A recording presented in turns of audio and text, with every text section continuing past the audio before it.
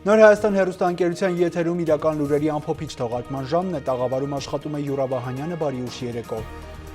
Վարչապետ Նիկոլ Փաշինյանի մոտ այսօր կայացած խորհրդակցության ընթացքում քննարկվել է 2022 թվականի մակրոտնտեսական շրջանակը։ 2020 թվականը այդ թվում տնտեսական իմաստով չափազանց պրոբլեմատիկ տարի էր ոչ միայն պատերազմի բերումով, այլև նոր տեսակի կորոնավիրուսի համավարակի պատճառով։ Պետք է հստակ արձանագրենք, որ 2021 թվականը լինելու է մեր տնտեսական ամբիցիաների վերականգնման տարի, իր ելույթում նշել է վարչապետ Նիկոլ Փաշինյանը։ Հայկական ժառանգության ինքնության խեղաթյուրումը մշակութային թալանի փորձ է։ Հայաստանի արտաքին գործերի նախարարության մամուլի խոսնակ Աննա Նաղդալյանը հանդես է եկել մեկնաբանությամբ կապված Ադրբեջանի նախագահի կրթության, գիտության, մշակույթի իսլամական կազմակերպության ISESCO-ի գլխավոր տնօրենի հետ հանդիպմանն արված հայտարարությունների հետ։ Հունվարի 13-ին Ադրբեջանի նախագահ Իլհամ Ալիևի հայտարարությունները ISESCO-ի գլխավոր տնօրեն Սալիմ բին Մուհամմեդ Ալ-Մալիքի հետ հանդիպմանը գալիս են ևս մեկ անգամ ապացուցելու, որ Ադրբեջանի վերահսկողության տակ գտնվող տարածքներում հայկական մշակութային ժառանգությունը լուրջ սպառնալիքի տակ է, եւ այդ պետությունը չի կարող լինել մշակութային ու կրոնական հուշարձանների պատշաճ պահպանության երաշխավորը։ Հայկական ժառանգության ինքնության խեղաթյուրումը մշակութային թալանի փորձ է, ինչը նաեւ համապատասխան միջազգային իրավական գործիքների կոպիտ ոտնահարում է։ Հայկական հազարավոր կրոնական եւ աշխարհիկ հուշարձանները արարվել են Ադրբեջանի ստեղծումից դարեր առաջ եւ որևէ առնչություն չունեն ադրբեջանական ինքնության հետ։ Այդ հուշարձանները հայ ժողովրդից օտարելու փորձերը չունեն ոչ մի պատմական, դավանաբանական եւ բարոյական հիմնավորում։ Հատկանշական է, որ աղվանացման թեզը Ադրբեջանն առաջ է քաշել նաեւ Նախիջևանի հայկական խաչքարերի ոչնչացումն արդարացնելու նպատակով, ինչը ցույց է տալիս հայկական հուշարձանների ինքնության ոչնչացման եւ խեղաթյուրման գործելակերպի վտանգավորությունը։ Հայկական կամ տարածաշրջանի այլ ժողովուրդների քրիստոնեական ժառանգությունն աղվանական ներկայացնելու կեղծ գիտական թեզը Ադրբեջանից դուրս որևէ լուրջ շրջանառում չունի եւ ընկալելի չէ միջազգային ակադեմիական հանրության համար։ Հատկանշական է նաեւ, որ նախագահ Ալիևը հայտարարությունն արել է կրթության, գիտության եւ մշակույթի հարցերում իսլամական կազմակերպության գլխավոր տնօրենի ներկայությամբ եւ փորձել է կրոնական երանգ տալ մշակութային ժառանգության պահպանության խնդիրներին։ Խաթարելով միջազգային հանրության ջանքերը ուղղված Արցախի մշակութային ժառանգության պահպանմանը, Ադրբեջանը շարունակական խնդիրներ է ստեղծում միջազգային մասնագիտական կառույցների, նախ եւ առաջ ՅՈՒՆԵՍԿՕ-ի համար մուտք գործելու տարածաշրջան, վերջինիս մեղադրելով կողմնապահության մեջ։ Այնինչ իրականում Ադրբեջանն է անպատասխանատու կերպով շահարկում կրոնական գործոնն այն պարագայում, երբ Հայաստանը մշտապես հանդես է եկել միջկրոնական երկխոսության եւ քաղաքակրթական համագործակցության դիրքերից, մշակութային ժառանգությունը համարելով համամարտկային եւ համընդհանուր արժեք։ Ադրբեջանական վերահսկողության ներքո հայտնված բազմաթիվ հայկական պատմամշակութային եւ կրոնական կոթողների պահպանությունը պետք է լինի խաղաղ գործընթացի կարևոր մաս, հաշվի առնելով հայկական մշակութային եւ կրոնական ժառանգության համակարգված ոչնչացման անցյալի բազմաթիվ փաստերը։ Այս համատեքստում Ադրբեջանի ղեկավարությունը եւ պետական քարոզչամեքենան պետք է անապահ վերջ տնեն հայկական եկեղեցիների ինքնության յուրացման եւ խեղաթյուրման դատապարտելի մոտեցմանը եւ առնվազն ցուսաբերեն պատշաճ հարգանք մշակութային եւ կրոնական կոթողների նկատմամբ։ Հայ ժողովրդի մշակութային արժեքների յուրացումը կամ խեղաթյուրումը, հայ ժողովրդի իրավունքների ոտնահարումը չեն նպաստում տարածաշրջանային խաղաղությանը։ Այս առումով կրոնական սրբավայրերի պատշաճ պահպանությունը թե ֆիզիկական, թե հոգեվոր տեսակետից կարող է նախադրյալներ ստեղծել տարածաշրջանում խաղաղության համար։ Ադրբեջանական նոր նամականիշում բժշկական արտահագուստով մարդը քիմիական ախտահանման է ենթարկում Արցախը հայերից բացահայտորեն այն ներկայացնելով որպես կեղտ։ Այս մասին իր մտահոգությունն է արտահայտել Հայաստանի մարդու իրավունքների պաշտպան Արման Թաթոյանը Facebook-յան գրառմամբ։ Նամականիշում բժշկական արտահագուստով մարդը գործիքով քիմիական ախտահանման է ենթարկում Արցախի հայերից, բացահայտորեն այն ներկայացնելով որպես կեղտ։ Այս նամականիշը եւս մեկ անգամ ապացուցում է Հայաստանի մարդու իրավունքների պաշտպանի այն պնդումները, որ Ադրբեջանը վարում է հայերի ցեղասպանության քաղաքականություն, եւ դա անում է հենց էթնիկ պատկանելիության հիմքով, միայն այն պատճառով, որ Արցախում ապրող մարդիկ հայ են։ Պետական մակարդակով իրականացվող հայացածության քարոզչությունը հետևողականորեն իրականացվում է տարիներ շարունակ։ Հենց այդ թշնամանքի քարոզի ու կազմակերպված հայացած քաղաքականության հետևանքն է այն դաժանություններն ու խոշտանգումները, որոնք կատարել են պատերազմի ընթացքում ադրբեջանական զինված ուժերի ծառայողները էթնիկ հայերի նկատմամբ։ Այս ամենի խորքային պատճառները հիմնավորված են Հայաստանի եւ Արցախի մարդու իրավունքների պաշտպանների համատեղ Ադրբեջանում կազմակերպված ատելության խոսքը եւ թշնամանքն էթնիկ հայերի նկատմամբ որպես ադրբեջանական զինված ուժերի կողմից էթնիկ հիմքով խոշտանգումների եւ անմարդկային վերաբերմունքի արմատական պատճառներ վերտառությամբ, զեկույցի ապացույցներով ու դրանց վերլուծությամբ։ Զեկույցը նաեւ ապացուցում է, որ հայացածությունն Ադրբեջանում փակ շղթայի մեջ է, գեներացվում է Ադրբեջանի իշխանությունների, այդ թվում բարձրագույն մարմինների կողմից։ Այնուհետև գրեթե նույն ձևակերպումներով լայնորեն օգտագործվում եւ խրախուսվում են մշակութային, սպորտային ու հանրային այլ գործիչների կողմից ու արժանանում հանրային գովասանքի, հաճախ թիրախում հատկապես ունենալով երեխաների։ Հենց այս ամենն է, որ անհրաժեշտ է նկատի ունենալ Հայաստանի Հանրապետության սահմանների որոշման գործընթացի ժամանակ, երաշխավորելու համար հայերի կյանքի, ֆիզիկական եւ հոգեկան անձեռնմխելիության իրավունքները։ 2020 թվականի պետբյուջեի հարկային եկամուտը կազմել է 1 տրիլիոն 385.2 միլիարդ դրամ, ինչը 2020 թվականի բյուջեի մասին օրենքում նախատեսված ցուցանիշից ավելի է մոտ 60 միլիարդ դրամով։ Այս մասին հայտնում է պետական եկամուտների կոմիտեի նախագահ Էդվարդ Հովհաննիսյանը։ Հավաքագրված եկամուտներից տարանջատեմ հարկային, զուտ հարկային եւ մաքսային գծով հավաքագրված եկամուտների ծավալները։ Հարկային մասով նշեմ, որ ի ուրախություն մեզ 2019 թվականի դրությամբ համեմատած մենք գրեթե չունենք բացասական տարբերություն, այն շատ շնչին է 0.2%-ի չափով ընդամենը եւ իսկ մաքսային եկամուտների մասով, մաքսային վճարների մասով բացասական տարբերության գերակշիռ մեծամասնությունը բաժին է ընկնում ավտոտրանսպորտային միջոցների մաքսազերծման գումարներից հավաքագրվող եկամուտներին։ Հիշեցնեմ 2019 թվականին այդ գործընթացը անհամեմատ ակտիվ էր։ 2020 թվականի ընթացքում հարկ վճարողներին վերադարձվել է 139 միլիարդ դրամ գումար եւ այս ցուցանիշի մեջ հատկանշական է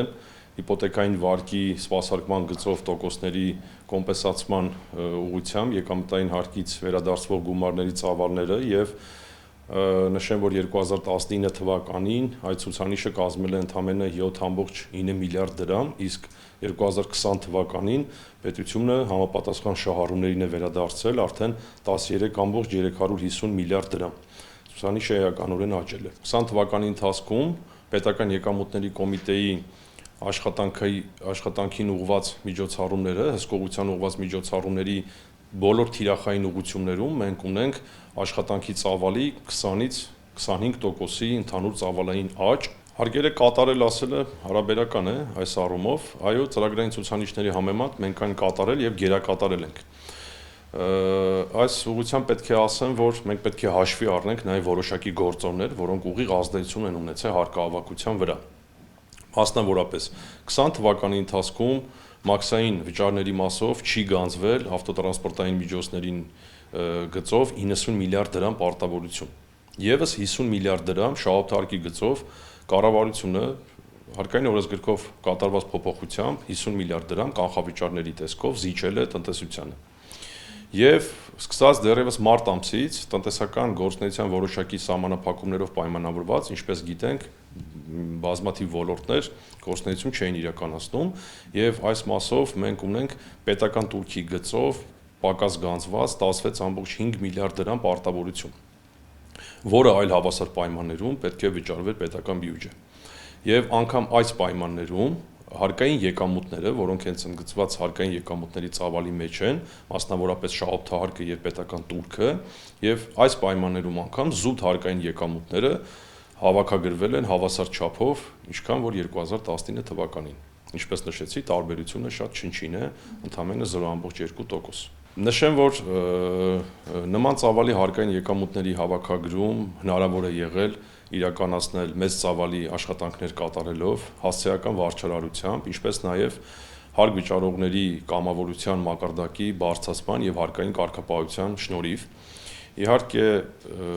2020 թվականը մեզ հայտնի հանգամանքներով լի էր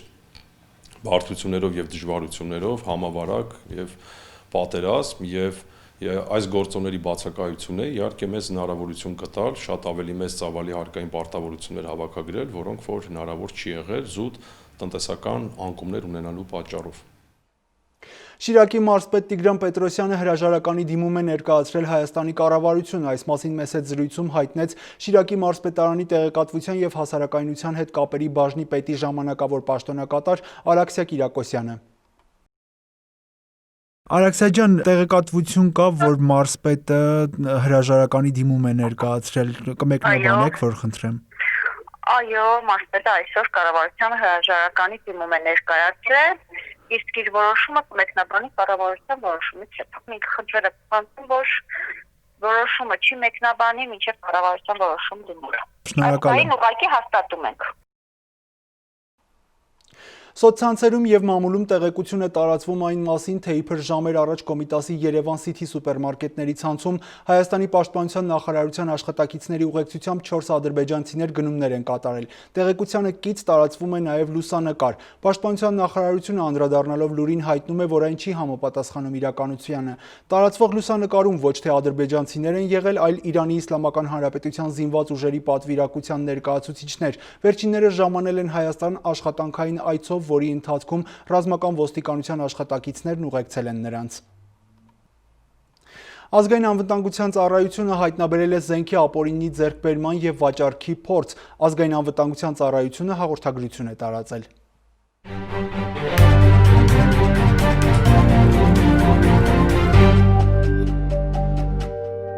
Հայաստանի Հանրապետության ազգային անվտանգության ծառայությունը շարունակելով իր գործառույթների շրջանակներում գործում պայքար մղել Արցախի Հանրապետությունից Հայաստանի Հանրապետության տարածք ապօրինի կերպով հրազեն, փամփուշտներ, ռազմամթերք, պայթուցիկ նյութեր կամ պայթուցիկ սարքեր ձեռք բերելու, իրացնելու, պահելու, փոխադրելու կամ կրելու դեպքերը բացահայտելու եւ շրջանառությունն արգելված նշված առարկաները որպես գործիք օգտագործելով հնարավոր հանցագործությունները նախականխելու եւ կանխելու ուղղությամբ բացահայտել է իրացնելու նպատակով մարտի դաշտից ապօրինի կերպով զենք ձեռք բերելու եւ պահելու հանցավոր խումբ։ Մասնավորապես Երևան քաղաքի բնակիչ ՍԲ-ն 2020 թվականի սեպտեմբերի 27-ից որպես կամավոր մասնակցելով Արցախի Հանրապետության դեմ սկսված պատերազմական գործողություններին մի շարք անձանց հետ ձեռք բերված նախնական համաձայնությամբ իրացման նպատակով ապօրինի ձեռք է բերել հրազեն հանդիսացող ինքնաձիգներ, որոնք Արցախի Հանրապետությունից փոխադրել եւ պահել է Երևան քաղաքում գտնվող իր բնակարանում, որից հետո 2020 թվականի նոյեմբերի 3-ին յուրաքանչյուր ինքնաձիգը 500-ից 600 ԱՄՆ դոլար գումարով վաճառելու վերաբերյալ պայմանավորվածություններ է ձեռք բերել տարբեր անձանց հետ։ Դեպքի արդիվ Հայաստանի Հանրապետության ազգային անվտանգության ծառայության քննչական դեպարտամենտում Հայաստանի Հանրապետության քրեական օրենսգրքի 235-րդ հոդվածի հատկանիշներով հարուցված քրեական գործի նախաքննությամբ կատարված բազմածավալ քննչական եւ այլ դատավարական գործողությունների արդյունքում, մասնավորապես ՍԲ-ի բնակարանում կատարված խուզարկությամբ հայտնաբերվել եւ առգրավվել են Կալաշնիկով տեսակի ինքնաձիգներ, ռազմամթերք հանդիսացող փամփուշտներ եւ շրջանառությունն արգելված այլ իրեր։ Քրեական գործով որպես մեղադրյալ ներգրավված ՍԲ-ին հրազեններ իրացրած անձի ինքնությունը պարզելու ուղղությամբ ձեռնարկված բազմատեսակ քննչական եւ դատավարական այլ գործողությունների արդյունքում Սյունիքի մարզի տեղ գյուղում գտնվող թաքստոցներից հայտնաբերվել է մարտի դաշտից իրացման նպատակով ապօրինի ձեռք բերված եւ պահված ռազմամթերք հանդիսացող մեծաքանակ փամփուշտներ, հրազեն հանդիսացող ինքնաձիգներ եւ շրջանառությունն արգելված բազմաթիվ այլ իրեր ու առարկաներ։ Մասնավորապես կատարված խուզարկություններով հայտնաբերվել են մարտի դաշտից ապօրինի ձեռք բերած եւ Հայաստանի Հանրապետություն ապօրինի տեղափոխած ընդհանուր թվով 43 հատ Կալաշնիկով տեսակի ինքնաձիգներ, 279 հատ 7.62 մմ տրամաչափի փամփուշտներ, 7 հատ փամփշտատուփ, լիցքավորված 7.62 մմ տրամաչափի փամփուշտներով, 23 հատ փամփշտատուփ, լիցքավորված 5.45 մմ տրամաչափի փամփուշտներով, սվին դանակներ, զինվորական կողապայուսակներ, աթրջանակի պատյան 1 հատ փամփշտատուփ, թվով 8 հատ 9 մմ տրամաչափի փամփուշտներով, թվով 32 հատ փակ տուփերով փոքր չափերի փամփուշտներ, ինքնաձիգների նշանառության համար նախատեսված օպտիկական սարքեր, որսորդական հրացաններ, 227 հատ 7.62 մմ տրամաչափի փամփուշտներ, 1033 հատ 5.45 մմ տրամաչափի փամփուշտներ, 1 հատ նռնակ, որսորդական հրացանի փողեր եւ այլն։ Հայաստանի Հանրապետության ազգային անվտանգության ծառայությունը շարունակում է ձեռնարկել ակտիվ օպերատիվ հետախուզական միջոցառումներ մարտի դաշտից ապօրինի կերպով Հայաստանի Հանրապետության տարածք տեղափոխած հնարավոր այլ զենքերն ու զինամթերքները հայտնաբերելու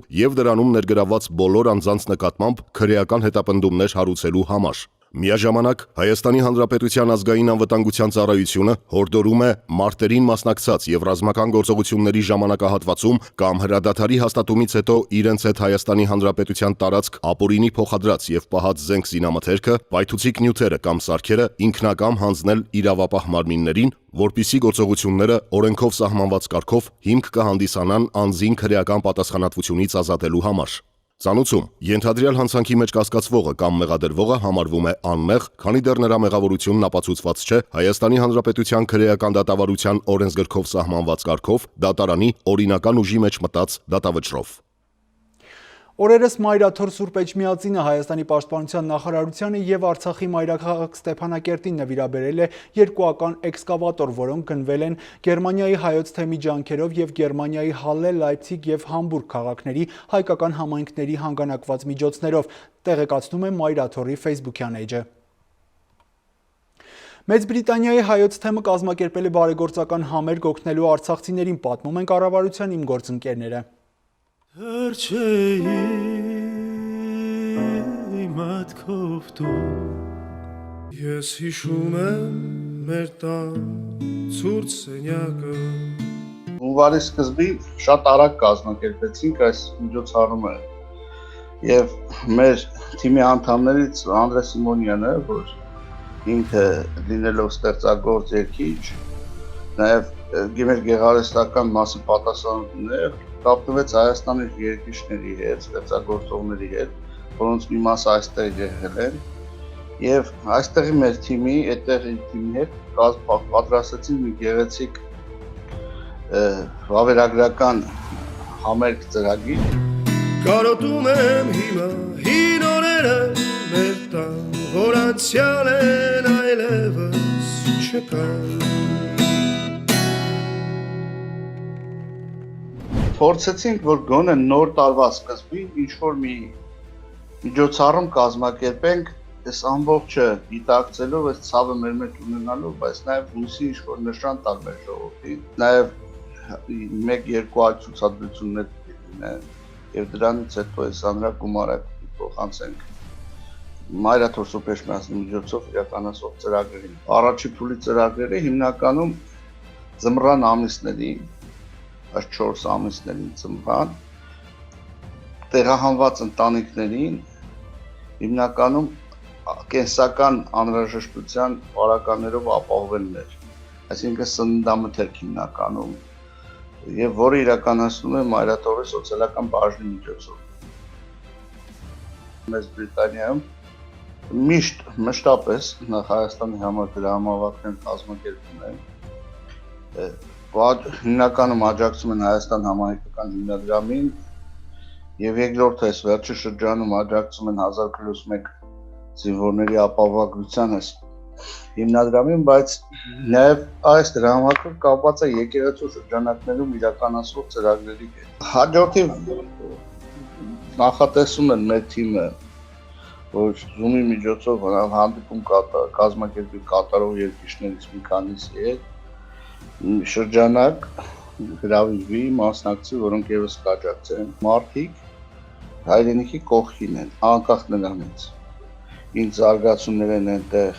ինչ խնդիրներ կան այնտեղ, չպետք է մենք մեր ժողովրդին չէ, թողնենք մենակ, մեր քույրերին, եղբայրներին թողնենք մենակ։ Եվ նույն նախանձախնդրությամբ աշխատանքները շարունակվում են։ Ելնեք թե այս նոր տարին, վերջ տարհայի ցավերին, չարը կորչեր ու բարին, բույն դներ մեր սրտերին։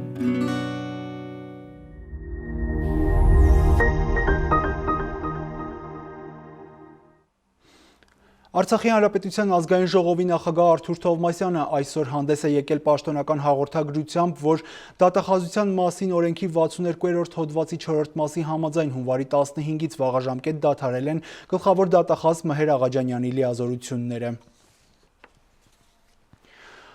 Ռուս ռազմական բժիշկները սկսել են Լեռնային Ղարաբաղում խաղաղապահների պատվաստումը նախորդին հատուկ նշանակության բժշկական թերմոկոնտեյներներով Լեռնային Ղարաբաղ Սպուտնիկ V պատվաստանյութի մոտ 2000 չափաբաժին է հասել։ Առաջին պատվաստանյութը ստացել են ռուս խաղաղապահ զորակազմի հրամանատարության ներկայացուցիչները, ինչպես նաև բժշկական ստորաբաժանումների զինծառայողները։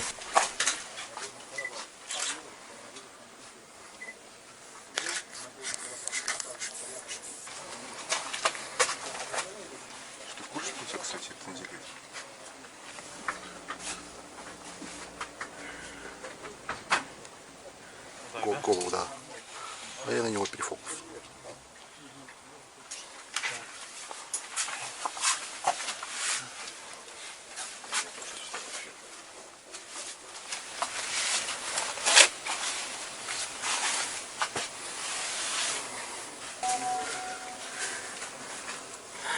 это мы сейчас посадим, и на фоне его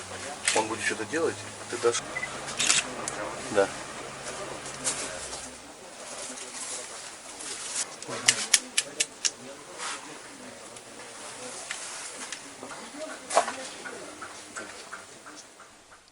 Ռուսաստանի Դաշնության նախագահ Վլադիմիր Պուտինը տեսակոնֆերանսի ռեժիմով խորհրդակցություն է անցկացրել Ռուսաստանի Դաշնության անվտանգության խորհրդի մշտական անդամների հետ, տեղեկացնում է Կրեմլի մամուլի ծառայությունը։ Նախագահ Պուտինը խորհրդակցության մասնակիցներին տեղեկացրել է հունվարի 11-ին Ադրբեջանի նախագահ Իլհամ Ալիևի եւ Հայաստանի վարչապետ Նիկոլ Փաշինյանի հետ Լեռնային Ղարաբաղի հակամարտության կարգավորման շուրջ կայացած եռակողմ բանակցությունների արդյունքների մասին։ Քննարկվել են նաեւ Ռուսաստանի ներքին եւ արտաքին քաղաքականության արդիական հարցեր։ Ռուսաստանի Դաշնությունը միշտ ողջունել է Հայաստանի եւ Ադրբեջանի միջև մտավորականների, ինչպես նաեւ հումանիտար բնույթի հանդիպումների անցկացումը։ Այս մասին հայտարարել է Ռուսաստանի Դաշնության արտաքին գործերի մամուլի խոսնակ Մարիա Զախարովան 2021 թվականի առաջին ճեպազրույցի ընթացքում։ Մեր կարծիքով նման հանդիպումները նպաստում են կողմերի միջև փոխըմբռնման, վստահության ամրապնդմանը եւ ծառայում են միայն հայ եւ ադրբեջանցի ժողովուրդների ընդհանուր առմամբ նաեւ տարածաշրջանի շահերին։ Իսկ դա նշանակում է, որ այդ ամենը համընկնում է նաեւ Ռուսաստանի Դաշնության շահերին, ասել է Զախարովան։ Նա վստահեցրել է, որ Մոսկվան կնպաստի նման նախաձեռնությունները կյանքի կոչելուն, եթե Երևանը եւ Բաքուն ցուցաբերեն նման նախաձեռնությունների իրականացման անկեղծ տրամադրվածություն։ Զախարովան նաև տեղեկացնում է, որ Ռուսաստանի Դաշնության արտաքին գործերի նախարար Սերգեյ Լավրովը հունվարի 26-ին Մոսկվայում կհանդիպի Իրանի արտաքին գործերի նախարար Մոհամմադ Ջավադ Զարիֆի հետ։ Քննարկման թեմաներից մեկը լինելու է Լեռնային Ղարաբաղի հակամարտության կարգավորման հարցը։